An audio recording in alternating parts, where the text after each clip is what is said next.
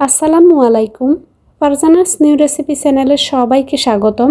একেবারে সহজ ও হেলদি একটি স্বাস্থ্যকর নাস্তার রেসিপি শেয়ার করব। চুলার আগুন না জ্বালিয়ে খুব সহজে আপনারা নাস্তার এই রেসিপিটি তৈরি করে নিতে পারেন। এভাবে নাস্তাগুলোকে বানিয়ে আপনারা সেটা বাচ্চাদেরকেও দিতে পারেন।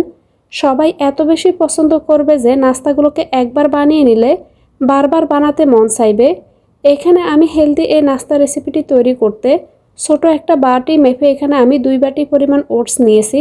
তো এখানে আমি এরকম ওটস নিয়েছি, মার্কেটে কিন্তু অনেক ধরনের ওটস পাওয়া যায়।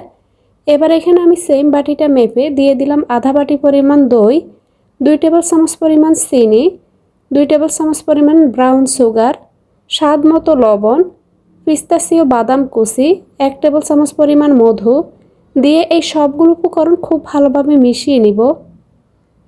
মিশিয়ে নেওয়ার পর এবার এখানে আমি দিয়ে দিব সেম বাটিটা মেপে 1 বাটি পরিমাণ লিকুইড দুধ। তো এখানে আমি ছোট একটা বাটি মেপে মেজারমেন্টটা করে নিয়েছি।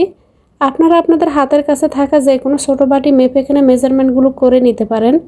সবগুলো উপকরণ খুব ভালোভাবে মিশিয়ে নেওয়ার পর এখানে আমি দিয়ে দিলাম চকলেট চিপস বা চকো চিপস দিয়ে এগুলোকে আবারও মিশিয়ে নিলাম। তো এখানে আমি আর কোন উপকরণ অ্যাড করব না। এখানে যেই কয়েকটি উপকরণ দেওয়া হয়েছে সবগুলো উপকরণ কিন্তু অনেক বেশি হেলদি। এবার এগুলোকে আমি এরকম ছোট ছোট গ্লাসের মধ্যে নিয়ে নিব। আপনারা চাইলে ছোট কাঁচের বাটি বা স্টিলের বাটির মধ্যে নিয়েও এখানে নাস্তাগুলোকে তৈরি করে নিতে পারেন। তো এখানে আমি গ্লাসের মধ্যে এগুলোকে নিয়ে নিলাম। এবার উপর থেকে আরও কিছুটা চকো চিপস আর এখানে মধু দিয়ে দিব।